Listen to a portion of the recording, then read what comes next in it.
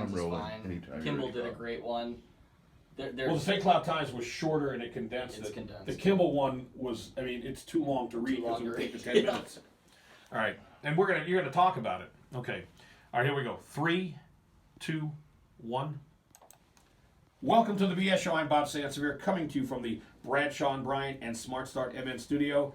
I am joined by Johnny Benson. Now, Johnny is the grandson of, I have two coaches that are my favorite coaches. I call it the Pro Division and the College Division. The Pro Division is Jerry Burns, former Vikings coach, and the College Division is your grandfather, John Gallardi, most wins ever by a college coach. And I love dealing with your grandfather. He was a really terrific guy. And but you're here to talk about, I would say there's been an exoneration of you. You were the Kimball football coach. You were accused of sexually assaulting a player. Every test came back. There was no sign of that. There was no sign of drugging, which the family claimed. And there's no charges were filed. You can get another job. You have several offers that you're considering. And I just wanted to talk to you to go through what this has been like with you. And there's been a little bit of media. The St. Cloud Times talked about it in just the last day or so, and how, basically you were wrongfully accused, and anyone could make that accusation against any of us and destroy or potentially destroy a life and a career. And you are now putting it back together, and I have no doubt that you'll have the success you had at Kimball. You took a team that lost 45 straight. Yeah, it was four solid straight years of losing. So the kids I began at Kimball with had not seen a win in their high school football program since I believe 7th grade. Wow. My seniors when I got there. And when you 3 years you spent there, right? Well, not the full 30. Okay. But I was there for 4 games or whatever it was. But you had won. You put that team on a winning track, and you had a winning record in your second year. We went 5-4 my second. That's incredible. Year. Yeah. Well, we had to do a lot. We had to change the culture, and when I took the job though, I was confident that we were going to be able to do that. I thought it would. I didn't know whether it would be the first year, the second year, third year. I was confident that we were going to turn it around, and we definitely did. How much of your grandfather is in your coaching? I mean, I'm sure you have a whistle. He didn't.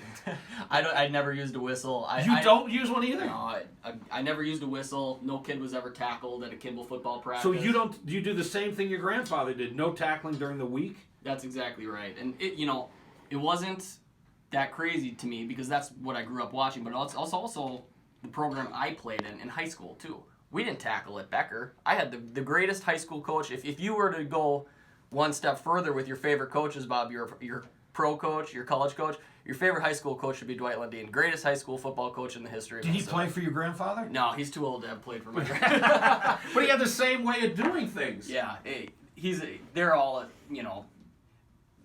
Dwight Lundeen, John Gallardi, one and the same in that they care about the human being. They care about the man much more than they do about the football player.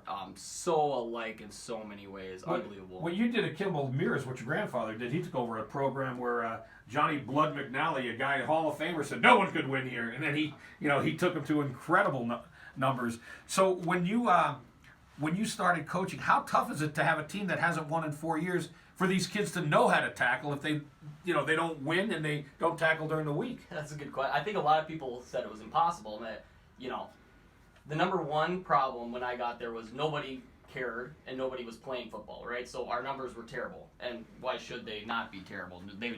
They never won. So the first goal was to get kids out for football. So immediately we added about 15 kids into that senior. It's the biggest senior class. So you recruited. I recruited, yeah. And kids had. Why aren't they playing football? Oh, I have a job. I like hunting and fishing. So the kids that had the job, you go and you talk to their mother and you promise them, hey, I'm going to love your kid up. He's going to get a better experience playing football for 2 months than he's going to get selling tobacco at the gas station in town here. I promise you. And then the kids that are hunting and fishing, you go and talk to their old man and say, hey, sir, I bet you still hunt. I bet you still fish. But I bet you wish that you could probably play another season, 2 seasons of high school football. And that was kind of the approach I took. I guaranteed them that your kid's going to be treated the right way. He's going to have a great experience. And we added numbers like crazy. Kids that had never played football, through youth football. They were playing basketball or baseball or running track, whatever else. I said, you don't have to. But they were athletes. They're athletes. Kids are kids anywhere. I don't care whether you're at Kimball or Eden Prairie. Kids want to be with each other. They want to be with their friends, doing anything. I don't care if it's playing video games or playing football. And they wind up doing it. Now, I want to touch on what happened to you, and I'll use a football term. You were blindsided by this. You talked to a player about switching a position, and when that switch came about, the family or the dad did not like it, and that's when the accusations were flying, and nothing through this whole process in any way showed favorably for them. And that had to be incredibly frustrating. You knew what the facts were. And, I mean, how difficult has this been for you? And now things are looking up for you because you do have several offers that, we talked a little bit before, you may make a decision by the end of the weekend of what you offer to take, which is great because now your life can get back to some sense of normalcy, right? Right. Well, and the most frustrating part of the whole thing is when I was originally brought to my administrator's office and told, you're under investigation for sexual assault. I didn't know who, what, where, when, how. I didn't know anything. When I had found out, and we'll get into how I had found out who had been accusing me, when I learned who it was, I didn't speak up at all. I didn't have to, because if anybody was going to do any due diligence whatsoever, it was beyond belief. The young man had just previously been ejected the week prior for punching somebody in a game, which kids make mistakes, of course. Anybody that's ever worked with kids in any setting, you're never surprised when kids make mistakes. Okay, I was the same kid. I made a lot of mistakes. But that's why we have coaches, that's why we have teachers, that's why we have administrators, right? So the young man was ejected from a game. He was suspended the next game. We made the determination based on how the younger quarterback played in that game, plus the fact that this young man had been ejected as well in 2018, had some leadership issues. His temperament was not that of the quarterback that I envisioned in our program. However, he's a great wide receiver. We had played him at wide receiver a few times every game leading up to this. He's going to play wide receiver in college, where he's going now. We decided that we were going to move him to wide receiver. We told him that on a Sunday.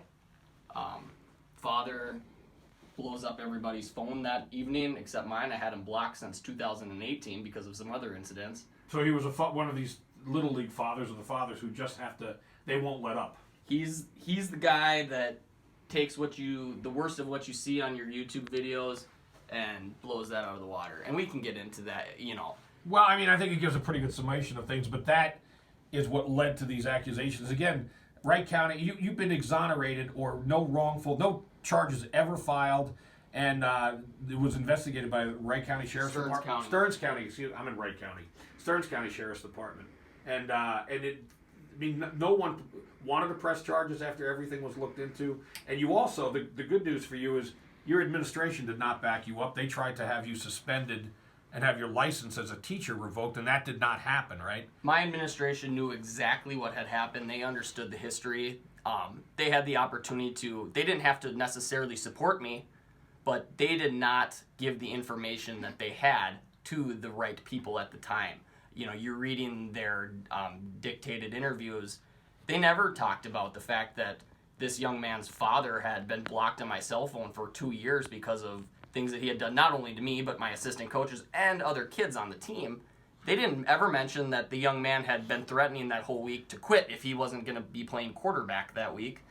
And that's the choice they made. I suppose they can do that. Sure they can. But yeah, but it's not right. What really sums it up, though, is Stearns County investigated me for 9 months. They took 2 of my cell phones, 2 of my iPads. They took my computer. They did DNA testing. They did every test at the hospital possible that you do in these drug testing and nothing. Everything. Yeah. And nothing came up because if it had, you would not be getting offers from not one but several school districts. If any evidence was ever turned up against me, I wouldn't ever be able to get a teaching job or coaching job again. They found no evidence against me to implicate me in not just this, any wrongdoing in my life. They go back, they're talking to my high school coaches, they're talking to all these people, and that's fine. The police have to do their job. What's most frustrating about it, the administration knew this. It took Stearns County 9 months to make a decision on this. I don't know how, but I'm not a police tactician. Sure. The school district made a decision in about 10 days that they were going to fire me. That's ridiculous. They hired an attorney to perform an outside or neutral investigation. Yep. Well, she's not an outside investigator. She's represented the school in many matters. She's representing them right now in a different lawsuit, believe it or not. she wasn't a neutral No. party, but she determined that I don't know if it was I can't tell you what her thought process was. I'm not inside her head, but she recommended that I would be terminated, and based on my contract, I didn't have the option to take it to a neutral arbitrator. They were going to fire me. They were going to fire me that evening. There was a special school board meeting that would be closed to the public unless I attended. Then it would be open to say we're firing this coach, this teacher, because of some inappropriate whatever they thought at the time. I don't know what they're thinking. But through the consultation with my union attorney at the time, this is the worst decision I've made in my life. We said, you know what, you can't fire me. I quit. I don't want to work for you who are. Which makes sense. But looking back in retrospect, I should be coaching Kimball when the season starts here in the next couple weeks. Hundreds of people in the community have told me that, so I'm sad that that's not the case. But unfortunately, is maybe the 2 or 3 people in that community that for some reason implicated me in some sort of wrongdoing were the only ones that had the decision-making power, unfortunately. Well, I'll tell you this. I'm on the school board of Buffalo, Hanover, Montrose. We have a football coach that was newly hired. When it's time, he steps down and look for another one, I'm going to suggest they go look for you. Because knowing your family, I have no, what you were accused of was wrong, and it's been shown to be wrong. And I'm gonna get in touch with you early next week, or once you make your decision of which job you're gonna take, and we'll talk about that too. Johnny Benson, thank you so much. The BS Show will take a quick break. We'll be right back. All right. Close. Okay, we're.